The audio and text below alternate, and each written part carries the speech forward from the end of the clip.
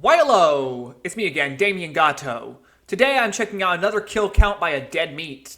Today I am checking out the kill count of Critters 2, 1988 kill count. So let's have fun and get this party started. Now, I won't be able to check out the other kill counts of this horror series until I check out the other movies because, like I said, the only ones me and my uncle watched were 1 and 2. Beyond that, I don't know squat. If you guys think it's something I should react to, I'll leave that up to you. But besides that, this is the kill count and let's have fun checking it out. So without further ado, let's go. Welcome to the Kill Count, where we tally up the victims in all our favorite horror movies. I'm Zoran Hungry Heifer Gavoyich, and today we continue following the bouncing critter balls with Critters 2, the main course, released in 1988. Critters 2 sees the return of Brad Brown, but without the rest of his family. After the first Krite attack, they moved out of Grover's Bend. Brad's returned 2 years later to visit his grandma for Easter, making Critters 2 one of the few and probably the best Easter set horror film. Much better than Beaster Day, Here Comes Peter Cottonhell. I mean, what the hell is going on here? Scott. Give me 1 sec. Easter set horror film. Much better than Beaster Day, Here Comes Peter Cottonhell. I mean, what the hell? That just looks like something Sam Raimi would create while he's high on crack. Just saying. Hell is going on here? Scott Grimes reprises his role as Brad and is joined by a few other returning Critters actors, including Terrence Mann, Lynn Shay, and of course, Don Keith Hopper. I knew I was going to be in it, and I was cheap, you know what I'm saying? One face that didn't return the same was Sheriff Harv, since M. Emmett Walsh declined to do another Critters movie. Nobody ever gave us flack about that. It always bothered me a little bit. Well, maybe he was too busy being stuffed on a couch somewhere.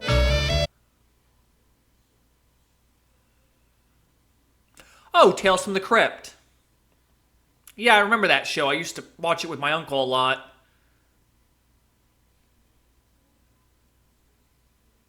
Wow.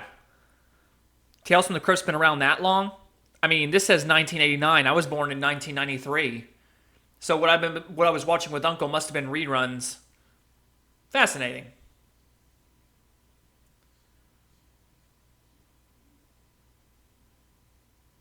Crap, I'm 31. Oh, gripe, I'm getting old. Most of the crew also returned, including producer Barry Opper, but one man who didn't was director Stephen Herrick, since he was off working on Bill and Ted's Excellent Adventure. Taking his place was Mick Garris in his directorial debut. And surprisingly, Critters 2 was also the first Mick Garris film on the kill count. The prog rock looking Garris is a genre mainstay who's written and or directed a whole bunch of horror films. His work includes a ton of adaptations of Stephen King works, and he also wrote the script for gateway horror drug Hocus Pocus. His anthology shows Masters of Horror and Fear Itself have seen him collaborate with dozens of legendary directors, and his podcast Postmortem provides countless in-depth interviews with horror icons past and present. Plus, James interviewed him once for Meetup and vouches that Mick is just as lovely as his hair. Garris wanted a simple movie for his directorial debut, but Critters 2 was definitely not that. It was everything that's difficult about filmmaking. Locations, nights, makeup effects, all these puppets, children, animals, everything that's tough about making a movie was in this little movie. Garris also punched up the script written by David Twohy, best known for writing and directing the Riddick film series. Thanks to Garris's input, the film is a lot more comedic than the first one, embracing its similarities to that other franchise. It was always a sequel to a low-budget ripoff of Gremlins, but I think there was a little of that Warner Brothers' sense of humor brought to it. Garris may have also added this movie's anti-meat message, since he himself is a longtime vegan. Red meat. No, not me. Ah, it's the worst thing you could do to that body. Love meat. Bad habit. But even if you don't eat meat, this movie's still got plenty of kills. How many people-shaped Easter eggs will be cracked open by the critters? Let's find out and get to the kills. The movie begins with a tasty-looking title card. Oh, leave some room for dessert there, critters. A couple of bounty hunters complete a seasonal bounty board milestone when they add this hexapod worm to their pile of puppets. Decapitated I am. The bounty hunters are revealed to be Ugg and Charlie, and Lee's here too, flying them away from a planet of slime! Are you kidding me? He still hasn't picked a face yet? Lee stays a nothing face till he finds the right cell. Can't live in the wrong cell. Wow, actually very gender progressive for the 80s. Well done. They receive a transmission from Warden Zanti, looking completely different from the first film, because now he's played by Mick Garris's wife, Cynthia. She wanted to be in that movie in the worst way, and he made sure it was the worst way possible for Crap.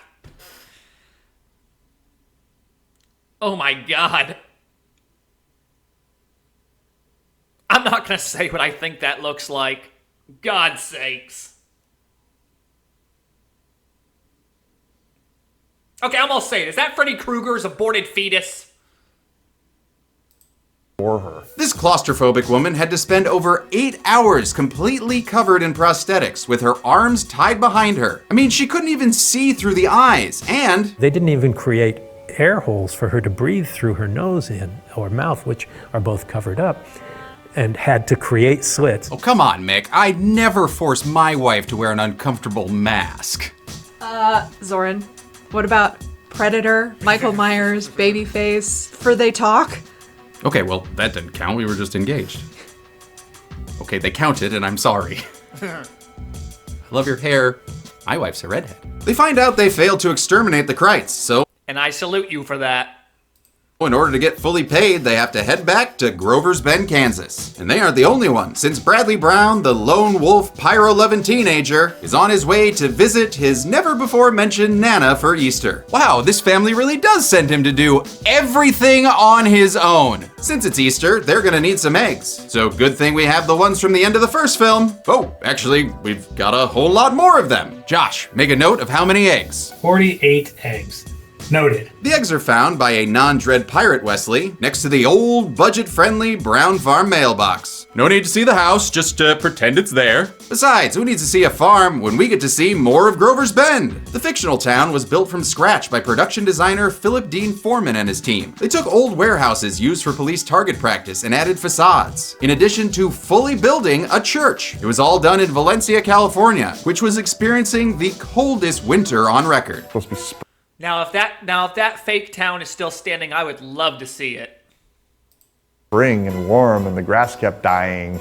And so they'd go out and spray the grass green. It was so cold, in fact, that their end of filming gift was a pair of wool socks. Embroidered. Critters 2. Happy Christmas.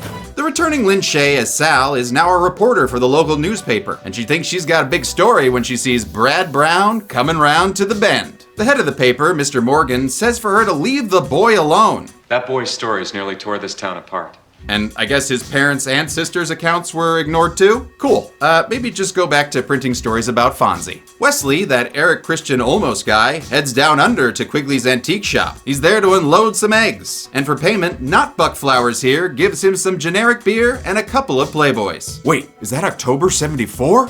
Nope, guess we'll never know since he loses one of them I mean, back then, that's not the worst thing you could have gotten as payment. on the way out. Good job, Wesley. Ugh. A Playboy wasted. No greater sin has ever been committed. He celebrates his job well done at the Hungry Heifer, a local restaurant with a super catchy jingle created by Cynthia Garris. At the Hungry Heifer, we won't give you a steer. Singer, songwriter, and space warden? What can't your wife do, Mick? Aside from, breathe in that costume. Why did you do that to her? Wesley hits on a girl named Megan. Like you do. But his advances are unwanted, so Brad intervenes with an interesting fighting stance. Palms up, with all the weight on the balls of his feet. Unsurprisingly, it doesn't work, and he winds up getting his stunt double thrown out of the restaurant in a fun one-take that then has Scott Grimes pop up into Megan's truck. While giving him a ride, Megan reminds Brad that they knew each other as kids. She tells him she's now a reporter for her dad's newspaper. Kind of like a Jimmy Olsen with breasts. Man, I love the interaction. Oh, oh God. actions between Brad and Megan, even if actor Leanne Curtis didn't think the relationship was realistic. Serious journalists don't have crushes on ginger boys. I'm sorry, was that rude? She takes him to his Nana's Wow, that hurts. daycare/home, but Grandma's out. She's back over the river and through the woods buying some of those eggs for the church's Easter egg hunt. She haggles for half and awards her little helper That's gonna be one gory Easter egg hunt. Cindy with a bunny, but it's neither milk nor dark chocolate. Oh, it's better than chocolate, honey. It's carob. Carob? Boo! No, not the animal. Why'd you cut that in there, Brie? It's not as common nowadays, but carob was a chocolate substitute used during the natural foods movement in the 70s. The other eggs remain at Quigley's shop, where they're slowly roasted by an open fire until... If anybody's tried that before, does it actually taste like chocolate, or does it taste a little bit off? they hatch. Later, Quigley discovers they've eaten all his dog's food. And his dog! Why do I keep doing movies with dog deaths? He tries to get off the damn ground, but the critter babies chew through his foot and the stool. It sends him to the floor and onto the count when he's eaten by these chestnuts. The baby critters were very small. And they probably swallowed his chestnuts. Small rod puppets with limited movement. And when it came to killing Quigley, they strung monofilament through his shirt and attached it to these bitey baby balls. And on cue, we pulled the string and it all went whoop. That night, Brad looks through promotional materials from the first movie while Cindy, who happens to be Megan's little sister, stores her Easter egg and carob bunny by the heater. They usually taste better a little melty. That is if they weren't made of fucking carob! Wow, Satan's raisin. The egg hatches is giving birth to a widow baby camera operator who playfully tries to eat Faux Barrymore's hands and feet. But Dad's foot is the one you should be worried about, as it turns this critter into Nickelodeon gack. Well, your Easter candy's a real mess. Yeah. The next day is Easter, and these 30 Helens agree to hide some of those crit Easter eggs all around the churchyard. But the hunt can't begin until after the holiday sermon, which should give those eggs plenty of time to hatch. Yep. There we go! Joining the festivities is Grover's Bend's new sheriff, dressed as the Easter Bunny. Well, mostly dressed. Oh, this is great. The Easter Bunny with his Tehachapi hanging out. He's played by David Urson, previously seen on the kill count in Halloween 5. Sheriff Corwin hops along casually till he finds a hatched egg in a very fun shot. But the fun doesn't last when the critters exceed his suit-to-ball occupancy limit. He tries to get them out, but ends up somehow launching... I don't think that's the type of suck he wanted. Himself through the church window and then succumbing to his bite wounds. Hilariously tragic, but, you know, could have been worse. At least he got his fly up. For some reason, anything involving the nuts or any kind of the slitting of the throat bothers me. I don't know why, it just does. I have no idea where the critters went, since the townsfolk chalk this death up to... Some kind of farm accident. I'm sorry, what? Some kind of farm accident. What kind of farming machine rips out a man's stomach, seals him back in his clothes, and then tosses him through a window? I'm sorry, do you people spend your holidays with John Kramer? Oh shit! No, they just spend their lives in constant frickin' denial. That's the thing. Even when something is staring someone right in the face, a fact of any kind, they don't want to believe it. Because it doesn't fit their rational sense of thinking. Take ghosts, for example, spirits. Even if someone that didn't believe in ghosts was to see a ghost, they probably wouldn't even believe it then. Because they're so caught up in their perception of reality that they can't look past their own nose. That is why I try to stay as open-minded as possible. There he is! Megan convinces Brad to see the retired and recast Sheriff Harv, now played by Barry Corbin. Even though Harv saw the Krites in the first film, this new actor is less than eager to help. This town can kiss my ass! He then just drives off into an empty field, and moments later, the bounty hunters land in a miniature version of that field. Charlie finds Chekhov's Playboy, but before he can read it, for the articles, the non- Oh yeah, of course, everybody read them for the articles. Of course they did, of course they did. Anawana counselors Ugg and Lee arrive, and Lee's told to transform. They use the nearest material for inspiration in a much less melty and much more booby transformation, which leads to a super silly joke I love when Lee replicates the staple in the centerfold. kill Kreitz. This transformation effect was done by returning special effects artist R. Christopher Biggs. The bladder used to inflate the boobs broke on the day, so Biggs had to improvise, attaching a boom pole to a faux fun bag and manually pushing it out. Everybody loves that gag, and it's like, I always cringe because it's not the way it was supposed to have worked. Lee's centerfold form was played by Roxanne Kernahan, who wasn't officially a Playboy model, but she had done a photo shoot for Playboy that was never used, so that's I need to look this up later. Don't judge me. what you see in the movie. Also, she had to film that nude scene in literally the coldest day in 100 years. Hey, just wanted to pop in to say that she's also in The Decline of Western Civilization Part 2. She's one of the chicks laying around in a bed next to Paul Stanley. That woman was awesome. Yes, she was. And actually, it was very tragic to learn that she passed away from a car accident in 1993 when she was only 32 years old. Moment of silence for that. Moment of silence for the woman. Now back to the video. Rest in peace, Roxanne. Yeah. Not trying to disrespect the dead. I'm just trying to give a moment of silence, that's all. Brad and Megan head back to town, where he gives more dumbass explanations for what happened to the sheriff. Well, it could have been a dog. Brad, you idiot, you know damn well it wasn't a dog, it was... Thank you, Lynn Shay, dressed like Seance Scam Lucy. And it looks like critters make her so mad, like furry flames on the side of her face, that it's up to Brad to once again go it alone. Dude, just learn to call for help. Oh, who are we gonna call? Critter Busters? Good point. I mean, if they're related to the Pinbusters, they ain't gonna do shit. He does a half-assed job by knocking once and then giving up. Nobody's home. Let's get out of here.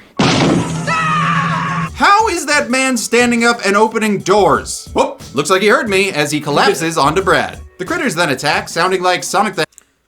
That scene where he just falls out of the doorway kind of reminds me of a Three Stooges gag.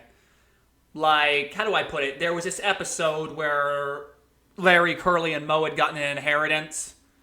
They open this door and the butler is just like this and just falls forward. If anybody's seen classic Three Stooges shorts, you'll know what I'm talking about. My dad got me into that a lot when I was a kid. The hedgehog getting a boner. They fend off the balls. The blitzkrieg with Sal challenging one to a duel, while another inflates itself like a Peter Frampton pig on the tire. That doesn't go well when they drive off, as it's squished under the tire, leaving behind a critter cake with extra green syrup. They make it back to Grandma's house, where the octogenarian's been fighting off a fridge raider of her own. Nana, the critters are here. No shit, Bradley!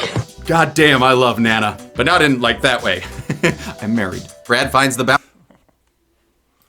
remote from the first movie, and when he pushes the Deus Ex button, the door and critter explode all over the wall. The bounty hunters are back. These guys are great. Yes, they are. The reunion continues when Brad sees a clean and sober Charlie who loves his new job as a bounty hunter. Guess that means he won't be staying long. I gotta go where the cosmic winds blow me. Cosmic Winds. Isn't that the name of a space stripper? The bounty hunters somehow Would not surprise me. walk to town faster than Brad and Megan can drive there, and come across the Hungry Heifer Burger joint, overrun by critters and Eddie Deasons. Deason's career consisted of playing the nerdiest of nerds, most notably in Grease and as the voice of Mandark in Dexter's Lab. Deason's then...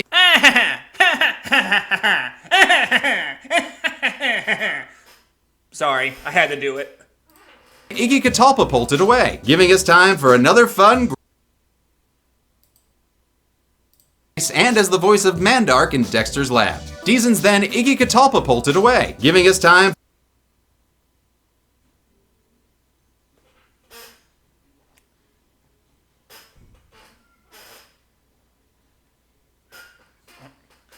Back to the video. for another fun Gremlin Z comedy scene, Critters style. But that fun doesn't last long since Ugg's dick gun gets aroused by the thought of killing, and Lee here I don't judge. definitely doesn't suffer from penis envy. Uh-oh is right, as the humanized Daleks start to exterminate, and going off the 14 total I see in this wide shot and the one on the garbage can here, I count 11 critters killed in this scene. 6 Krites are blown up by the bounty hunter's wang guns on screen, and another is knocked into a fryer after getting a new haircut. 4 are able to valmorphosize into a larger ball and escape, leaving 4 to be killed off screen from these ridiculous blasts. Ooh, how do you feel about that number, Critter? This movie is a goddamn cartoon and I love it! This Kansas chain restaurant massacre took days to film. The meat and ketchup and other food smells got old really quick. Luckily, the Kyotos could take out their aggression by exploding some critters. And those exploding ones had to be made differently from the normal puppets. We made them out of urethane foam. Yeah. Yeah, so they were more rigid, so you would actually see pieces explode and break apart. Ooh, and what about all those pieces? We would get condoms and we'd put green slime in it and blood and stuff, and we'd load them up. Well, good to know they were practicing safe FX. I'm Bovine, owner of the Hungry Heifer, and I'm here to remind all you little critters that this weekend our Easter Feaster deals are back. This weekend only, you can grab yourself a Moose-Eye shake, a bonnet o' beef, or a basket of beefster eggs with all the crucifixes. And unlike our Lord Jesus Christ, after 3 days, these deals won't be resurrected. So come on down to the Hungry Heifer. Unless, of course, you're one of them prison-breaking space porcupines, then stay the hell away. My insurance won't cover that shit no more. At the Hungry Heifer, we won't give you a bum steer. The escape ball chases folks in critter vision, which honestly makes me wonder why they aren't just vomiting all the time. The ball then busts these pinheads before 710 splitting up to continue terrorizing the town. And let's just take a moment to point out the unsung heroes of this scene, the extras, who absolutely gave it their all running from these furry bowling balls. I mean, I would love it. I'm just saying, if you're gonna pay me to do that, sign me up. That just sounds like a good time to me.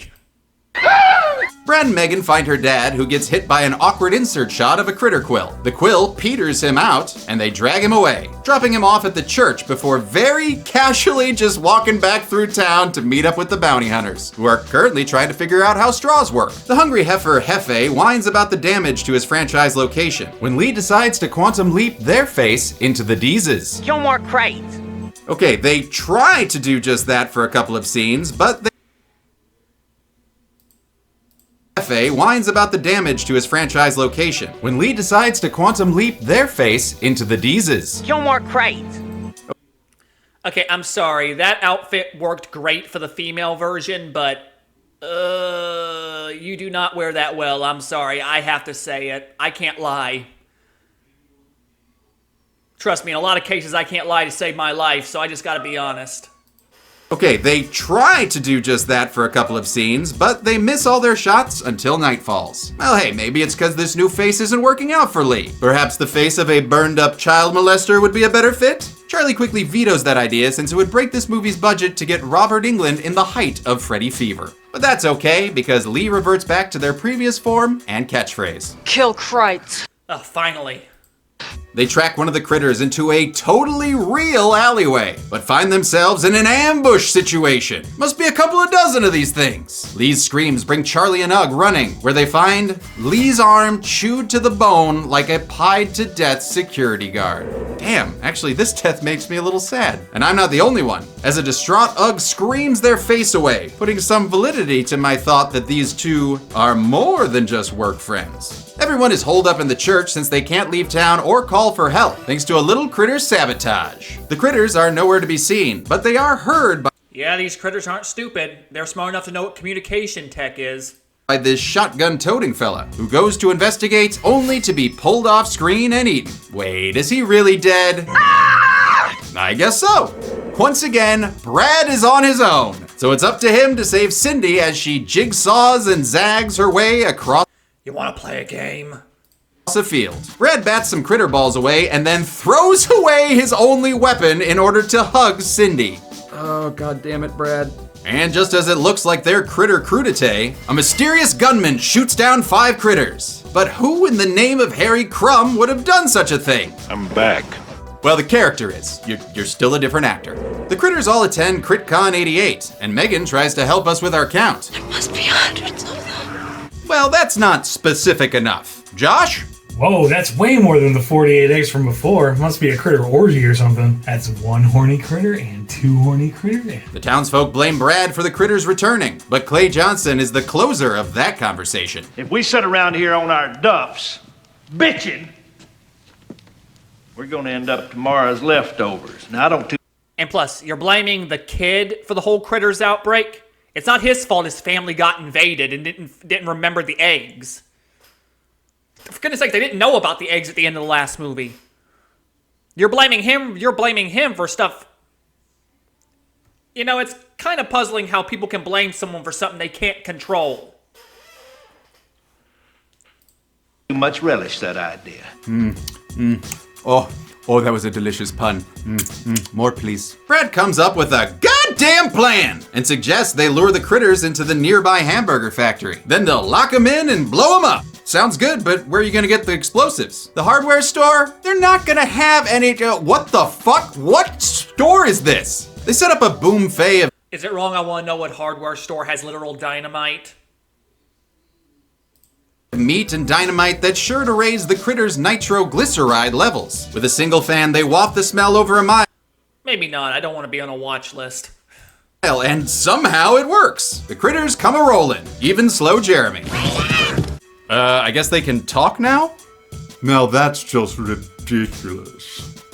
Unfortunately, the winds change, causing them to go after the live meat. Looks like, Charlie, it's time to prove yourself. And you ran away, and that's okay, cool. Our franchise hero, ladies and gentlemen. A larger critter stops them and tells his non-Manscaped militia they'd be better off with cheeseburger, cheeseburger, cheeseburgers! And since the Krite social hierarchy is based on survival of the biggest, they make like Autobots and roll out. This caravan of critters consisted of a grid of lightweight aluminum, with wires connecting the critters who were on yokes, so they would roll when dragged across the terrain. Well, most of them. The larger critter ball that leads them was on its own yoke and dragged by an ATV off screen. They get to the Polar Ice Burger Factory and chow down on some meat.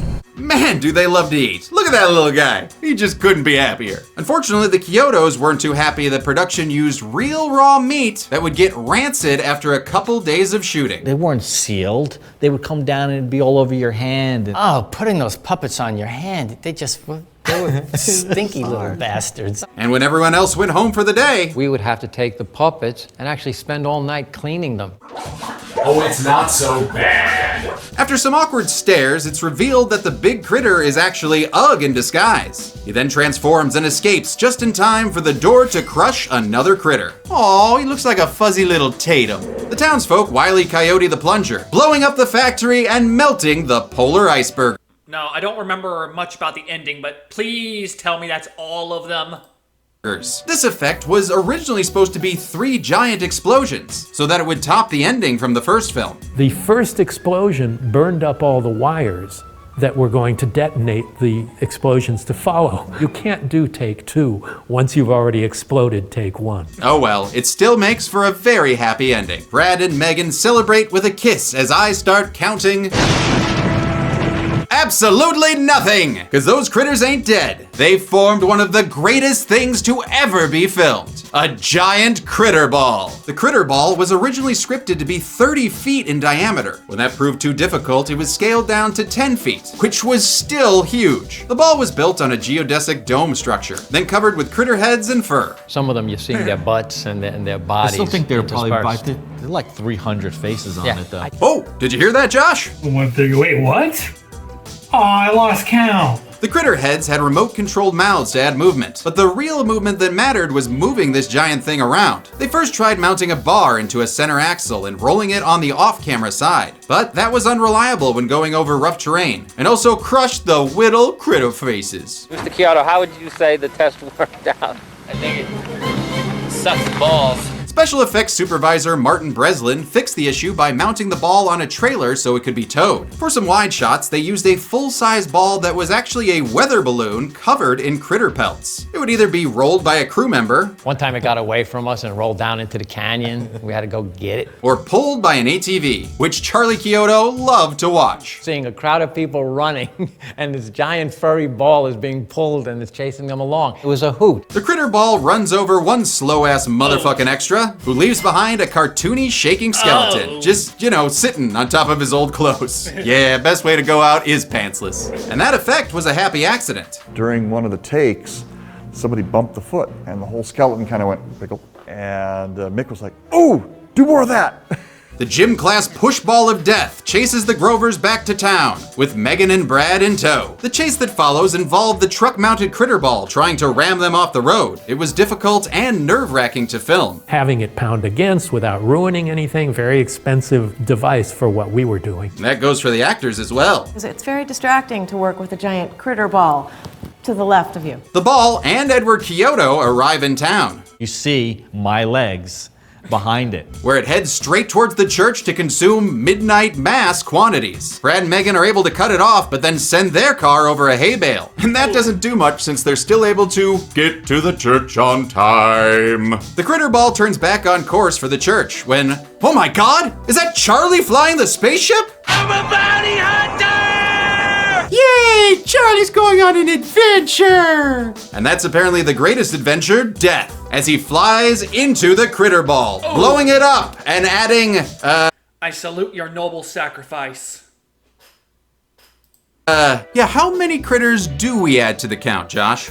I started to go cross-eyed from counting, so I'm gonna use math. Assuming the center is hollow like an N-theorem ball, I estimated a 16 critter diameter, giving us an 8 critter radius. So our surface area would be 4 times pi times 8 squared, which is around 804 critters. Damn! Very impressive. Let's add 804 critters to the bounty board that died in this goodness gracious great ball of fire. With Charlie presumed dead, the town mourns, and Ugg honors him by taking his face. But the next day, as Brad is saying his goodbyes and almost kissing Megan again, they learn that Charlie survived by ejecting himself from the spaceship before it blew up. Totally did not see anything fly out of that ship, but hey, gotta keep him around for the third film. With Ugg's grand facial gesture made moot, he returns to a random spaceship, leaving Charlie behind. Charlie is then declared the new sheriff by the ex-sheriff, who definitely has no authority to do such a thing. Brad and Megan finally kiss, and the movie ends with the filmmakers thanking the fictional folks of Grover's Bend.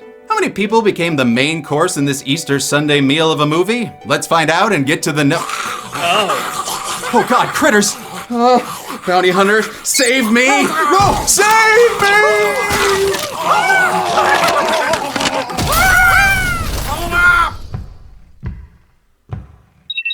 Life signs not detected. Show must go on.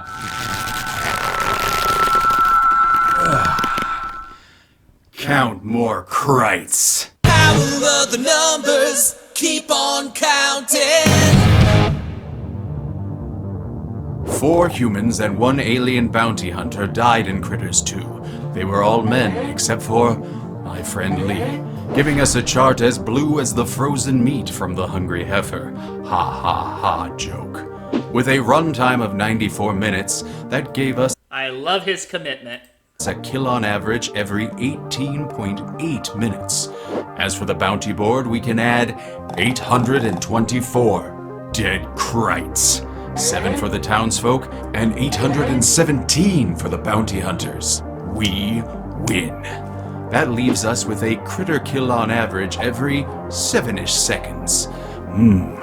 This form is pleasing yet goofy. Now, if I could just get the voice right. We'll give the golden chainsaw for coolest kill to the guy run over by the critter ball. It's the most memorable kill from the movie and so cartoony and fun. It's just, I fucking love it. Yeah, sometimes the best effects are the ones that happen by accident. Bill Machete for lamest kill goes to this rando shotgun guy pulled off screen. The most horrifying thing about that was the damage done to my eardrums by Brad. And the Bounty Booty Award for best critter kill goes to the critter ball. 'Cause how the hell could I not? And that's it. Critters 2 came out in 1988, and due to its poor box office performance, was the final Critters film to be released theatrically. It performed well enough on home video to prompt 2 back-to-back film sequels that I'll be starting next week. But until then, I'm a man who also loves a girl named Megan, and this has been the Kill Count.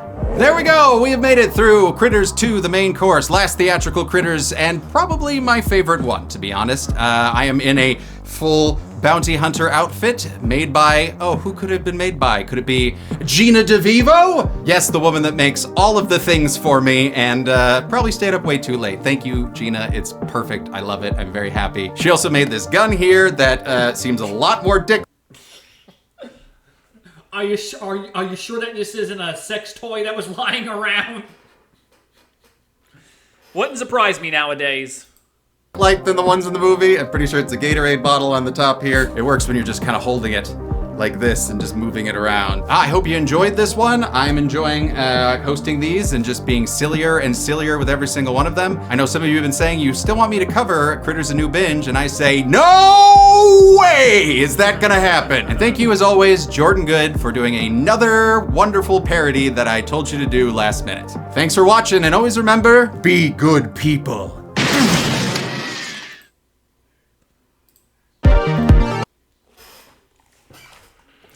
Well, that was interesting. I hope you guys enjoyed this as much as I did. Like I said, the first two were awesome. The first two Critters movies. And he did things pretty accurately. I liked his take on it. But besides that, I might react to the other movies that I haven't seen. But I'll think about it. Not sure yet. But besides that, I hope you all enjoyed as much as I did. And I hope you have a nice day. Hope you all take care and still stay classy.